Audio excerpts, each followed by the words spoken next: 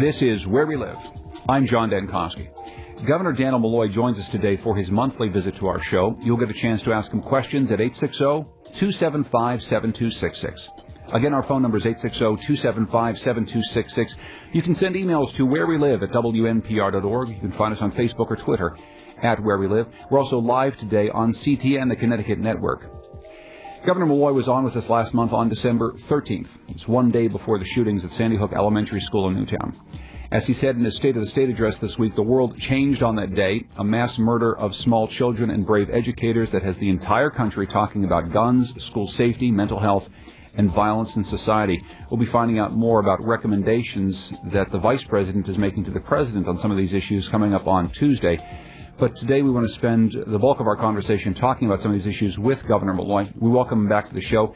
Good to see you, Governor. Thanks for being here. Great to be with you. Obviously, there's a lot to talk about as far as policy, but because we haven't had a chance to talk since that day, I'd really like to ask you some questions about that day and how you've governed since then, because it's been remarkable to many of us watching you go through this process, watching some of the emotion that you've shown, both during your State of the State address and during a press conference earlier. I'm wondering if you can take us back to that day again, just a day after we met, and just talk through a little bit about some of what you had to do that day. I mean, I think the day began as most other days did. I got out and ran and did some exercise, drank a lot of coffee as I do in the morning. Got to the office, had a series of meetings. I think it was in the second of those meetings that Marco Jakin came in and said that there had been a shooting at or near a school, but there weren't any casualties. And then a little while later, we got a message that, well, perhaps it was one casualty, which, of course, then made it sound like, well, maybe it was a domestic situation. And then I think I was having we have these sub-cabinet meetings where we group people according to subject matter. So it was during the second one of those that I was informed that this was far worse than the early reports, and in fact that many people had lost their lives. So obviously I stopped. I got out of that meeting. I think we ended the meeting because both the Lieutenant Governor and I then proceeded down to Sandy Hook School, actually to the firehouse. Got there and it was. People were rushing about. Our state police were there. I think there was one or two representatives, some federal services. The the Newtown fire chief. The police chief was there. The first select woman who I did know. At some point, the superintendent showed up. We're all there. We're all basically outside. There's a place where parents and family members are being held, but there's no perimeter set up. The place is a bit of a mess, and the room's not substantially in control of people coming and going, and you don't know who's coming in and who's coming out. So we had a quick meeting, a series of meetings outside. Ultimately, the decision was made that the police chief made the decision that he wanted to turn over the primary responsibility at the scene to the state police. I wanted to be very careful about that as a former mayor myself, and certainly having a criminal justice background as a prosecutor. I wanted that to be a cooperative decision. The chief said, "Hey, listen, I've got 46 people. You have a lot more." So that was decided. We established a perimeter around the building. We met with parents and loved ones. We said we'd be back in an hour. We did that an hour later. In between, we organized the room substantially better. It was between the 2 o'clock and 3 o'clock hour that I think everyone, that I certainly and the people who were with me came to the conclusion that this could go on well into the next day before identifications would be made. And we talked about how do we talk to parents and family members, and about 300 yards away is the senior center, and you have to walk out to the road. So I grabbed the chief and I said, let's walk over there and see what that building looks like. I'm looking for a building that might have a series of individual rooms. And we did do that walk, but that walk was probably 500 yards. But you had to go through the street. You had to pass numerous people. As I'm walking, I'm being but stopped by reporters, and pictures are being taken. And so made the determination that we couldn't move people there. It would be inhumane to move people there. Went back to the firehouse, came to the conclusion, although they'd move all the apparatus out and there were some tables set up in the garage area, that was not an option. Then talked to the police professionals, and their position, their training is, hey, you don't say anything until you have absolute confirmation. But it was at that point I made the decision that somebody had to go in and tell these folks that their loved one was not going to come home that day, and that effectively the school was a crime scene, and the crime scene might not be cleared for a very long time. That was a tough thing to do. Had the discussion, answered some questions. Obviously, different families handled that differently. But ultimately, what happened is, within a half hour or 45 minutes, most of those family members had been transported back to their own homes to be with their own families, in many cases with their surviving children or other family members. We did end up having about 3 folks remain in the firehouse well into the night. I think I left around 9 o'clock at night. There was still a dad of one of the teachers, husband of one of the aides were still there, and they wanted the full closure. One of the other things, really important decisions that we made on the spot when I got there, is that we were going to assign a trooper to every family. And not just for the purposes of ascertaining information about what children were wearing and that sort of thing, but to provide service comfort, and because we could see that this was going to be a gigantic event, to make sure that there was someone there to help them manage their way through that. I think it was the best decision we ever made. And we didn't actually have enough troopers, so we had actually some police from different cities and towns. They were there, and they said, hey, we'll do it. And so we actually used some of them. We offered to replace them with troopers. They didn't want that done. The family certainly didn't want that done. And that trooper was basically with them, working through funerals, through people being transported back to airports and that sort of thing. I think it was a textbook decision, and something that I'm sure will be replicated in the future until we change our ways, and because we don't change our ways, there'll be additional of these types of things. And then, of course, the rest of it is a blur of trying to console people, try to make sure, and that includes, when you say console people, I mean, that includes your state troopers, your local police officers, your firemen, many of those folks who'd gone into the building and seen the unspeakable carnage, and as well as families and parents and spouses and that sort of thing. And then, of course, on Monday the funerals began. I think I got 10 or 11. I know 10, maybe 11, as well as a number of wakes. Lieutenant Governor, by the way, performed absolutely fabulously, doing there with me every step of the way. We attended frequently. We couldn't attend the same funerals because there were multiple funerals taking place, and everything.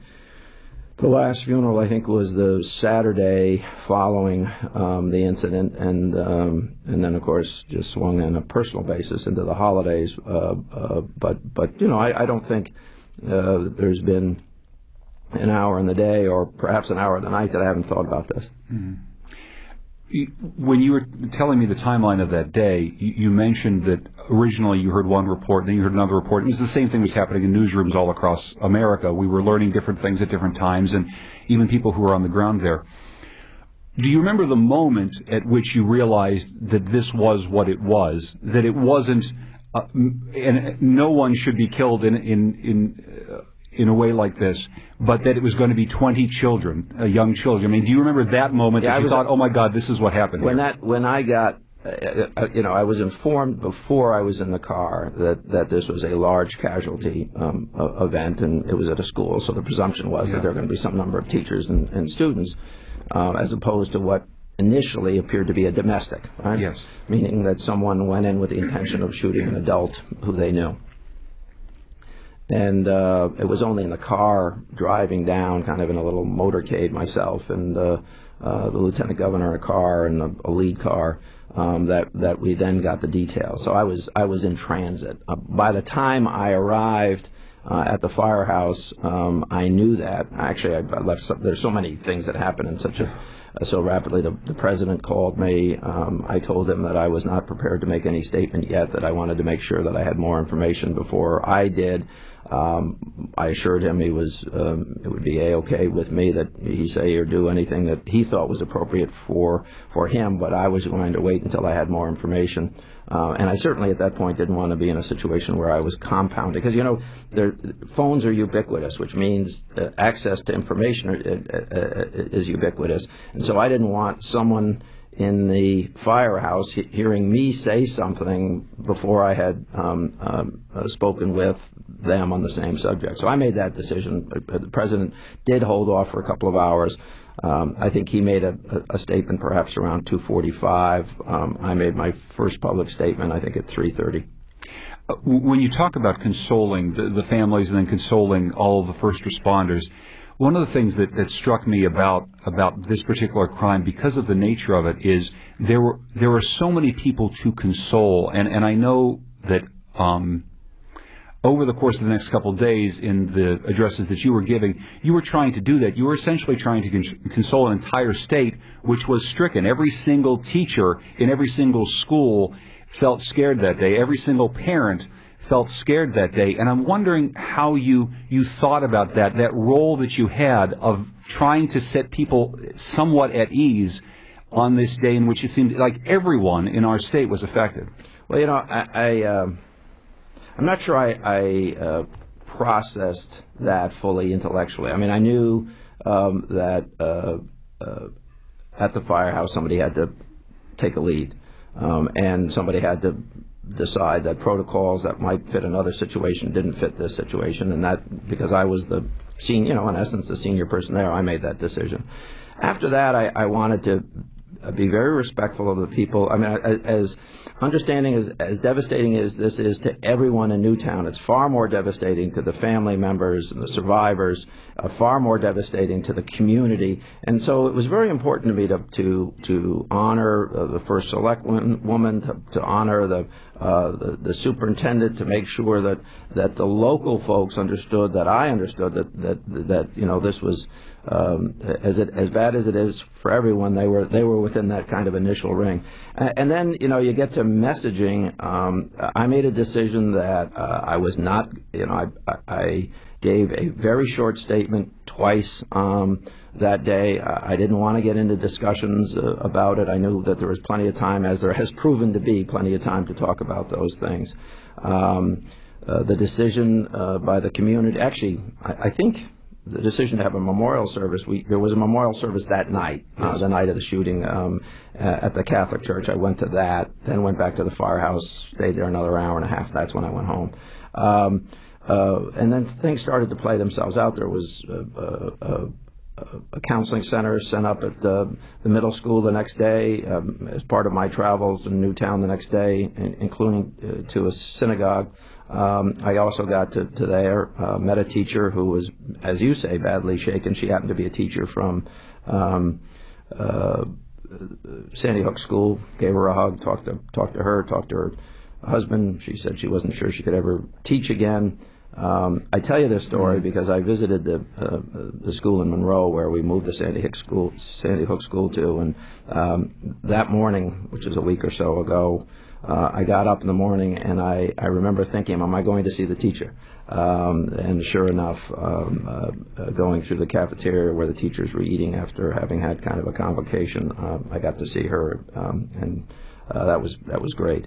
As far as messaging, it was, listen, you have to express outrage and compassion and help people move on, and that's what I tried to do that Sunday night at that memorial service, understanding that, listen, I'm the governor, I'm not the first selectman, I'm not the president, and I had a different role there. One of the interesting experiences of the whole thing was the president was coming, and I think it was a good thing. And by the way, I think he gave an astounding speech. In fact, after everyone heard the speech, they didn't know whether to applaud or what to do. There was like this moment that people waited, and it wasn't because they didn't like the speech. They just didn't know what was entirely appropriate.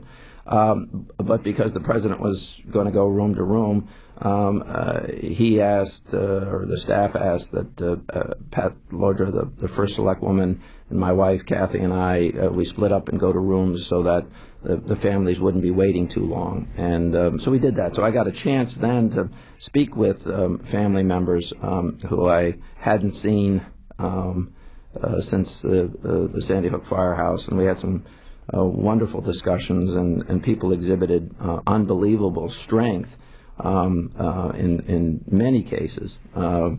And so that was a wonderful experience. I think it was very upsetting to my wife, and it was upsetting to me. My wife hadn't been there, so this was the first time she's meeting a lot of these folks. But the strength that these parents, many of these parents exhibited, and spouses, was just amazing. And how many came.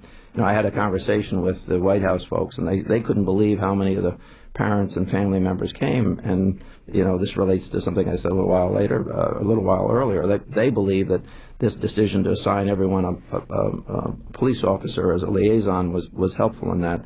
So I had some time to think about what I was going to say, and I put some brief remarks together in my head, as I usually do, and gave that address. We have even joked with you on the show before about how you like to work and how you feel like if you work hard enough, you can get a lot of things done. And something that's, I guess, struck me in the last couple weeks, and seeing some of the emotion that you've shown in some of these times, is that, look, Governor, I'll just say this. I'm a person like that, too. I think if I work hard enough, I can get a lot of things done. And sometimes things are out of your control. And I guess I'm wondering if that is something that struck you over the course of time, that this is a problem that, as much as you would like to, you really couldn't do very much about. When you showed up that day, you were going to do the best you could, but Dannel Malloy, as hard as he was going to try, couldn't do all the things that he really wanted to do. Well, I agree with that. Don't get me wrong. But there's a role to play. I mean, listen, there are many things in all of our lives that are beyond our control. And in many of those situations, a family member, a friend, or someone in authority steps forward to help you through that process, right? So, and so here, I'm not in control of this, but I feel an obligation to try to help as many people through the process as I could, and so that's what you do. You're never trained for this. Don't get me wrong, but I've been in public service through a number of tragedies, not the least of which was the 9/11, where Stanford lost a good number of citizens. So that very different type of situation, but nonetheless devastating. And listen, you call upon every one of those experiences to try to do the best you can in the next experience. When we come back from our break, we're going to be talking about some of the policy issues that come out of the Newtown shootings. We're talking with Governor Dannel Malloy. If you want to join this conversation, ask some questions, 860-275-7266. You can email wherewelive@WNPR.org. You can tweet us at wherewelive.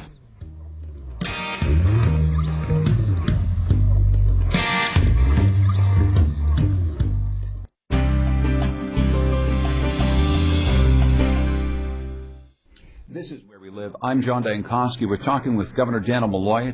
It's our monthly visit with him as he comes back to Where We Live. We're talking about the aftermath of the Newtown shootings. And if you want to join us, 860-275-7266.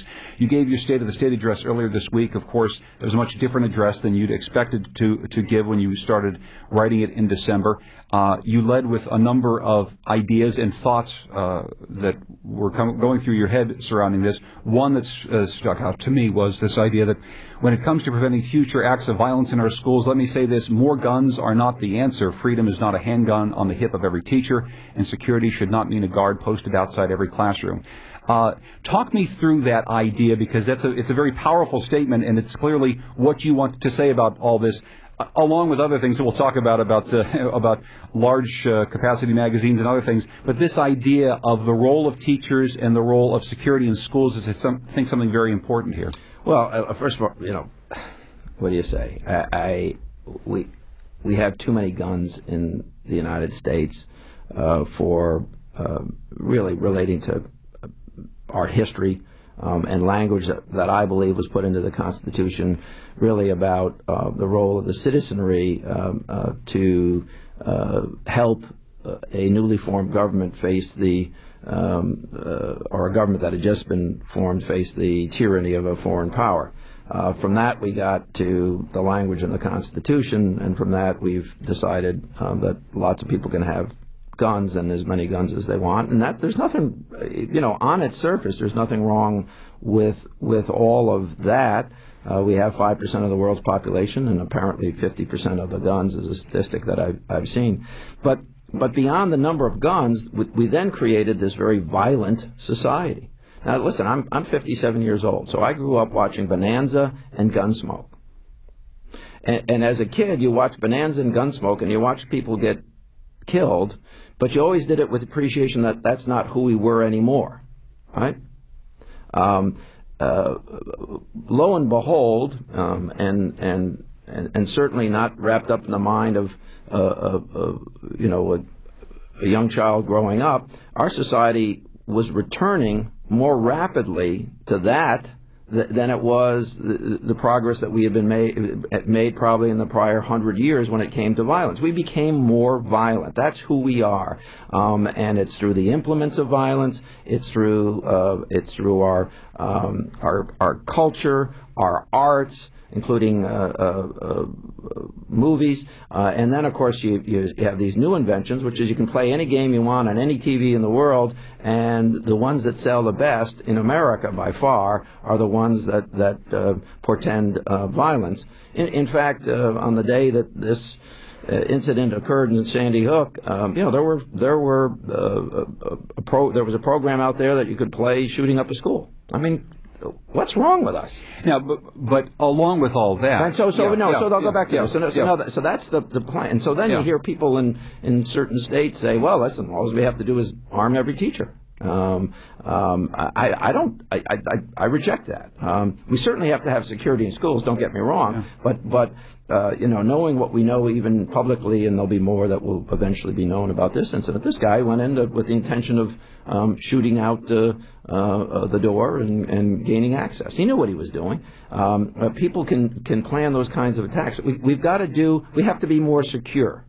We have to be more prepared, and we have to become a less violent, worshiping society, and we have to make sure that every person who buys a gun in America does it with a background check. Well, let's get to that cultural aspect since you brought it up first.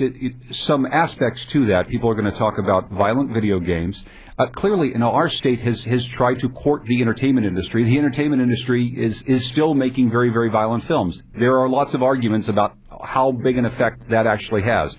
On that day that we talked, the day before Sandy Hook, you later that day had a press conference at the Colt Building here, which many people are trying to turn into a national park of some sort to celebrate essentially our firearms history. We do have this long and cultured history here. How do we turn that around? How do we begin to make this conversation about guns a different conversation than the one that we seem to have all grown up with Gunsmoke and everything else, Governor? But wait a minute.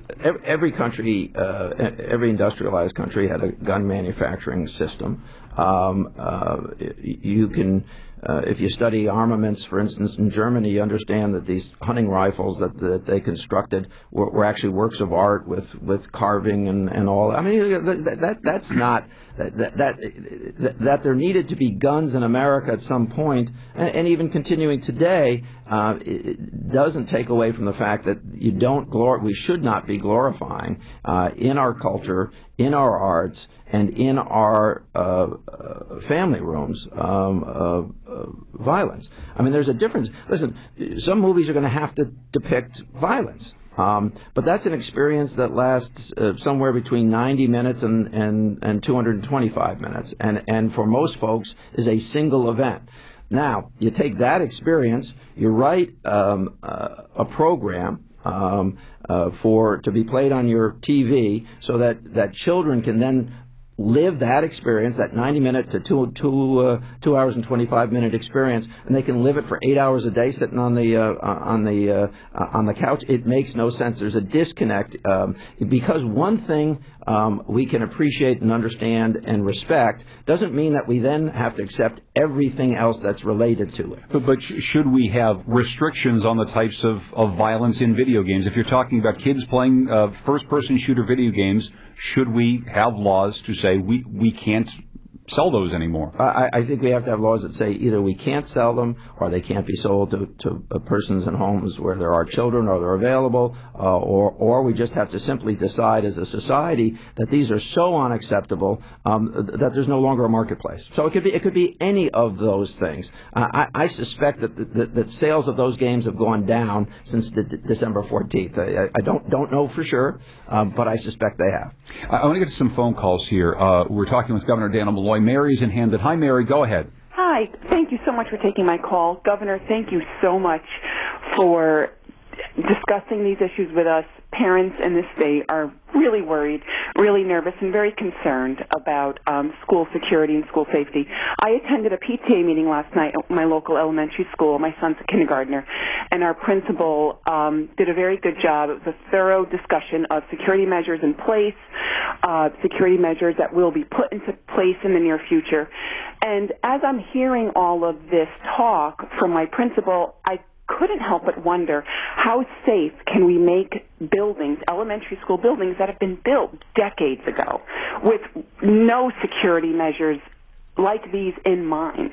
I'm sitting in a cafeteria last night with a wall of windows facing the front of the building, and I know a lot of new schools are not built that way anymore. The cost would be astronomical, but I'm just wondering if there's any discussion or the potential for discussion to address these old buildings that really can't secure our kids the way we now feel we need to. Mary, thank you. Yeah, Mary, I think that's why I set up a commission to look at this. That's why there's going to be discussions. I don't think there's an instantaneous answer to that, Mary, but I know that Americans' approach to security is very different today than it was in the 1970s or the 1980s or the 1990s or before 9/11. So if we think of this as a continuum where we will make ourselves more secure over time, understanding what the threats are, I think we can make meaningful progress. Now, that doesn't mean every window in a school is going to become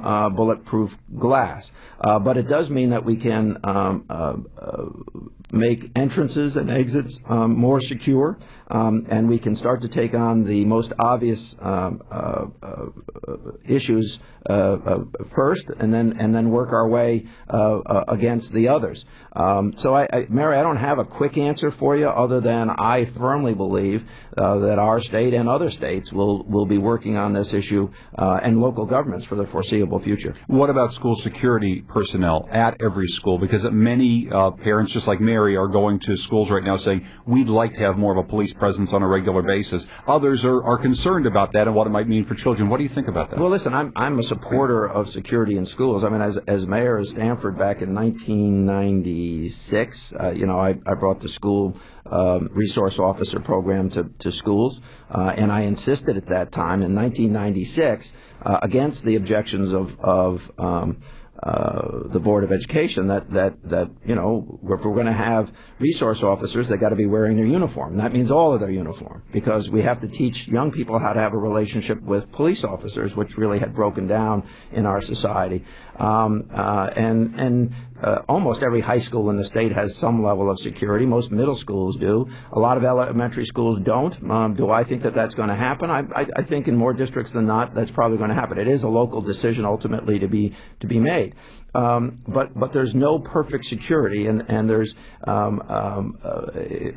we can't do one without doing them all, I suppose is what I'm saying. We can make ourselves more secure, but we have to make ourselves less violent. We have to have fewer guns in the hands of the wrong people, and we have to examine our own personal approaches to this culture of violence. And so But let's not focus on any one of them. Let's focus on all of them, is what I'm trying to say. And that's what, in your advisory commission, you're trying to do. Maybe you can talk about what the plans are for this group. It's being led by the mayor of Hamden, 16 people in this advisory committee, and you're meant to tackle, you're telling them you want to tackle guns, gun violence, mental health, all the issues that have come up after this. What do you hope to accomplish with this group? Well, I want to, clearly the legislature is going to take things up, and clearly I'm going to speak to this issue on an ongoing basis. What I would like is a roadmap of where we begin in making some of the changes in the cross section of issues that I've just mentioned. The mayor of Hamden has a great intellect, has served on 2 prior panels at my request, certainly will do a great job. We've actually put a lot of people on this panel who know something about mental health, because I think that that's a major portion of the discussion that we have to have in our country and our approach to mental health. And I'm speaking to that on an ongoing basis as well, as I was before, but I'll step it up even more. So I think by March we'll have some common sense recommendations to make, some of which will probably be put into statute by the legislature, some of which may be advisory to local school systems, who first and foremost have the frontline responsibilities in this area. When you talk about mental health, what specifically do we want to address? Because I think, as you said at an earlier press conference, we may never know why exactly Adam Lanza did what he did, and at this point there's a lot of speculation about his background and his mental health record, but we don't know everything. And I think some people in the mental health community, people worry about painting with too broad a brush the idea that people with mental disabilities of some sort may indeed be violent. I'm wondering how we address this topic in a sensitive way so that we're not essentially saying, here's someone who did this incredibly crazy, horrific thing, and we're going to just assume something about his mental state. Well, I think we know a little more than that. So with all due respect, but I understand the principle of the question and the point that you're getting at, and that is, I think first and foremost, what I say about mental illness is the vast majority of people who are going to experience some form of mental illness in their life are going to recover from it. Mm-hmm. So why do we stigmatize it to the degree that we do? And so I think we have to have an honest discussion about that. I grew up with learning disabilities, and I've never hidden that. Had a tough childhood as a result of trying to overcome those. I am still meeting, 50 years after I was wrestling with these issues as a 7-year-old, I'm still meeting parents who say, well, my child has a learning disability, but I don't want it in their school records. Mm. That's who we are. We think that being different is wrong, we stigmatize in our society to too great an extent. So I always begin my conversation about mental health saying most people who are going to suffer mental health. And by the way, most people in America are going to have a mental health problem at some point in their life.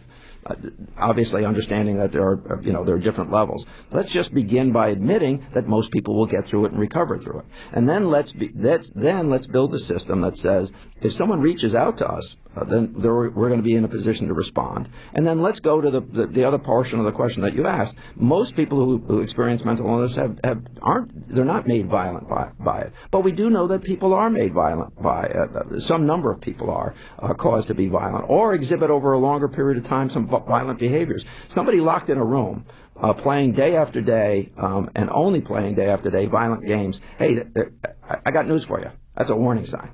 It's not a decision by an appropriately trained person to say that this person is going to be violent. But if that's tacked with other behaviors, we got to find a way to reach out. Let's go to Alex in Willington. Hello, Alex. Go ahead. You're on with the governor.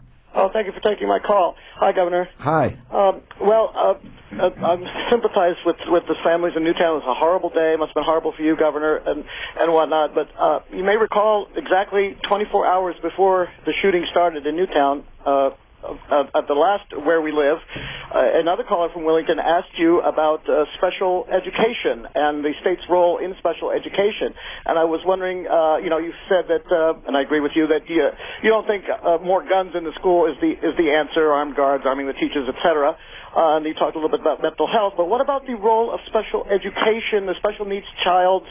Early, I understand that the Lanzas had been fighting the Newtown school system when Adam was going there and whatnot. And perhaps if the state stepped in more to fund special education, future tragedies might be averted. And what is your thought about that now? I think that first and foremost, education in Connecticut and actually in America is primarily the responsibility of local government. And we do have some laws that address this issue, and people do have a series of rights as well as obligations. That's parental rights, Board of Education obligations. We should hold people to those standards, and we should do everything within our power, understanding that we have to balance a lot of interests to be as helpful as we possibly can to people whose children or to the children themselves who are experiencing some difficulty. I think that in America we have tended, and what we're in the process of overcoming is this kind of one-size-fits-all, which means that a whole bunch of people remain with needs that are unaddressed. We're a lot better than we were, let me assure you, 50 years ago, and I think we're moving in the right direction, and hopefully we'll continue that process. One more quick phone call here before our break. Kathy is in Meriden. Hello, Kathy. Hello. You're on the air. Please go ahead. Okay, I just wanted to address the comment made earlier that someone who suffers from mental illness, I guess what the governor was saying was that was not a chronic condition, that they're cured from that. Is that correct? Yeah, most people who suffer a time or a disease, most people listen, I don't want to use too many words because whatever word I use is going to offend somebody. But most people who experience that at some portion of their life are actually going to recover from it. Now there are folks who will not recover from it, and I want to acknowledge that as well. But we have stigmatized to such an extent mental illness that a lot of people choose not to pursue therapies or treatments for themselves or their children for fear of being stigmatized. I concur with that. However, I am a psychiatric home care nurse, and I work in the trenches with this population that you're talking about. And, the patients who do suffer from paranoid schizophrenia or bipolar disorder, it's a chronic condition. They do not recover. Of course. And it is long term. And I understand that the plan for the state is to implement home health aides in place of the RNs going in for a daily mental status assessment on these patients that do receive home care. Is that still the plan? I got to tell you, I don't have that level of detail at the moment. I have to tell you that we have to find less expensive ways to deliver higher levels of service. We live in a society that is not inviting of tax increases, as you well know, and so if that is one of the suggestions on how we deliver a higher level service at less expense with properly trained people, it may be. I don't have that answer for you. Kathy, thank you for your question. We're going to take our last break, and when we come back, we're getting a lot of questions about gun control. We've been talking about mental health, some of the other things that the governor wants to tackle in this upcoming legislative session, but we want to talk a bit more about gun control as well. You can join us at 860-275-7266. Email wherewelive@WNPR.org. You can tweet us at wherewelive.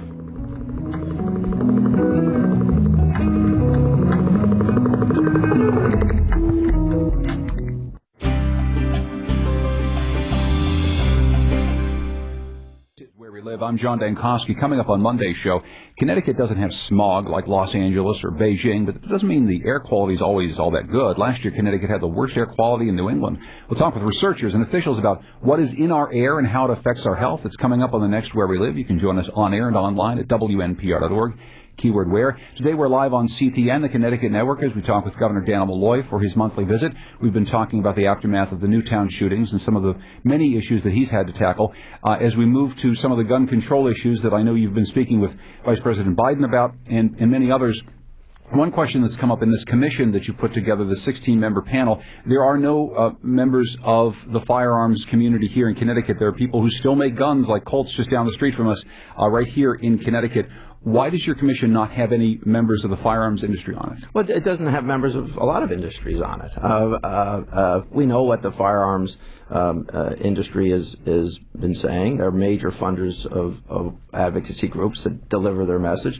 Having said that, the firearm industry absolutely is invited to come forward with suggestions, just as I think lots of other people will come to these meetings and make suggestions. So there's no desire to exclude them, but as you look at the membership of the group, it really is made up of people with a mental health background primarily, or a first response background primarily, but they're going to then listen to people with other backgrounds and other ideas, including the firearms industry. Listen, as a governor, I'm actually a member of the Sportsman's Caucus, because I believe it's absolutely important that we not only protect people's rights to do hunting, that we actually make them easier, better, and encourage it. So I'm not anti-gun. I'm not saying that no one should have a gun. I'm just saying that we should have reasonable and better regulation, and that a state like us that has taken the lead in many ways on this issue, as well as mental health. We're ranked in the top 5 in mental health services. We're ranked in the top 5 on gun control issues. But there are all these other things that are playing themselves out in our society. I can go to a gun show, buy a handgun I can buy multiple handguns at that show in Florida or Virginia. I can get in my car. I can drive them up to Washington, D.C., Philadelphia, New York City, or one of the urban areas in our state or Massachusetts, sell those guns on the street, and that's how many of the guns that are used in crimes within our neighborhoods are getting to our state. That's the reality. Let's close that loophole. Closing loopholes like you've been talking about, background checks. For every gun purchase. Every gun purchase. Talking about the different types of ammunition sold and the capacity of the magazines. One question I've had, you brought this up early on. We had a bill on the last legislative session that really went nowhere about this. You want to ban the size of the magazines, but we're talking now about 10 rounds in a magazine. Why 10? Why is the number 10 as opposed to a smaller number than that? We hear from a lot of hunters you don't need more than 3 bullets if you're going to go out and shoot. Yeah. I think 10 is the number that people have gone to because that's what was in the assault weapons ban that expired a number of years ago when the Congress didn't have the guts to stand up to the gun lobby. I want to go to Sasha, who's calling from Hartford. Hi, Sasha. Hi. Hi, you're on the air. Go ahead. Yeah, thank you for taking my call. I just have an idea, and I just want to ask Governor if it might be working. So, with new technology available right now, maybe new kind of gun generation can be developed where built-in GPS and built-in gun control can be in a controlled gun itself, not to build a school or any other areas. So we can set by GPS gun, shooting free zone. We can, it's not only for schools, maybe for malls, for train stations, etc. So if this new generation of guns can be controlled, centralized. Yeah, well, and it's a good question, Governor. So the technology is evolving and rapidly, and so I think there are all kinds of technologies that will be discussed. There is a certain reality that whatever we do has to have an appreciation that there are already a heck of a lot of guns out there. In fact, 50% of the world's supply. So we're going to have to balance that. Having said that, making guns safer and making them more easily identified and connecting them to owner are things that we should pursue reasonably and makes a whole lot of sense. Is that a conversation you think you could have with the gun makers that are based in Connecticut? I mean, do you think you could sit down, because obviously you want to protect jobs here in Connecticut, and you've said you want to protect the right of sportsmen to carry guns and these companies to sell them. Do you think you you could sit down and say, let's have a realistic conversation between us about what guns you're going to make, what guns you're going to sell. So now I'm going to tell you something that most people don't understand. Smith & Wesson years ago tried to do that, take the lead in the industry. And they were badly punished by folks for having done that. There are people in the gun industry that if you had private conversations with would be able to even agree on some of the things that I'm talking about. For instance, there are people in the gun industry who believe that there should be universal background checks, but they're not going to come forward and say it. At least not now, because they saw what happened to Smith & Wesson in the marketplace, and the comments that were made about them in all kinds of publications for having sat down, that they're afraid to do that. That's a reality, and it doesn't get talked about, but that's what happened. So, everyone is afraid of folks getting beat up in the marketplace, or getting beat up in Washington, or getting beaten up by the folks who promote the use of guns for various reasons in magazines and sporting and all the rest of it. So they don't. No one wants to take the lead. But in private conversations, there would be broader agreement on some of these points than anyone who is going to appear on behalf of the gun lobby on a Washington-based show on a Sunday is going to ever admit, because they don't want it to happen. So how do you draw out those people from those private conversations? If you've got really bipartisan, we talk about Joe Manchin in West Virginia, someone who's a gun rights supporter who's really open to change in this world right now. Do you think that you can draw some of these private conversations out into the public, and maybe you taking the lead? Because, again, there's still a gun industry here in Connecticut. I just want to point out that you said Joe Manchin, who's a supporter. I'm a supporter. Listen, we have a Constitution. Constitutions have certain language, but the Constitutions don't say, for instance, that everyone has to have a machine gun. In the 1930s, machine guns became owned by criminals. We decided that no one should have a machine gun. Guess what? We don't see machine guns getting used. We made a decision in post-World War I, when people were bringing home bombs and the forerunner of the modern hand grenade, that citizenry should not own a hand grenade. Well, guess what? We don't see them being used in crimes. We certainly don't distribute them. These things have an impact. Even on the assault weapons basis, we actually did have a time in our country when these magazines were limited. That's what we should do. There's agreement on these things. It's not an impossibility, but it's an impossibility if you decide that you have to have an agreement with everybody who takes really crazy positions. Let's quickly go to the phones again. Senator Ed Meyer is calling us up. Hi, Senator. Go ahead quickly, if you would. We're running low on time. Okay, John, thank you, and hi, Governor. Hey. I just wanted to mention about gun magazines. I went out to the State Police gun range in Simsbury recently and got a bit of a training.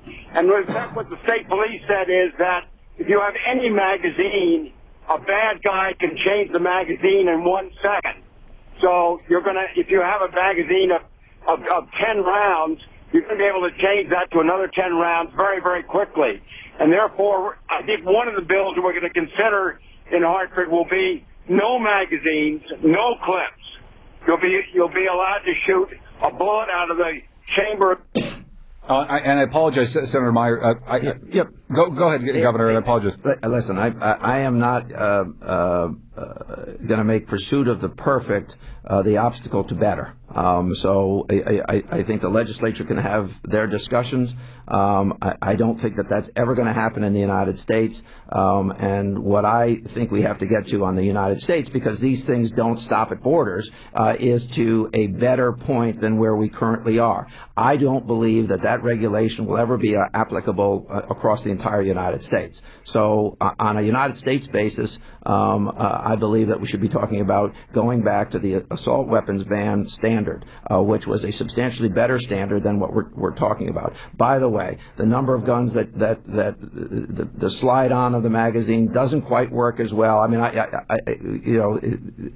well, actually, let's just use a shooting in Aurora. It was during the change of one of those clips that people were able to tackle the person. So, and he had large capacity. And I think that also happened in another shooting in Arizona, if I remember correctly. So I'm going I'm going to pursue on a national basis better. We can have discussions in Connecticut about anything. Governor Dannel Malloy, thank you very much for joining us, and we'll see you again next month, hopefully, again in better circumstances. Yeah. And thank you very much for being here. Thank you. If you want to continue this conversation online, go to WNPR.org, keyword where. I'm John Dankosky, and this is Where We Live.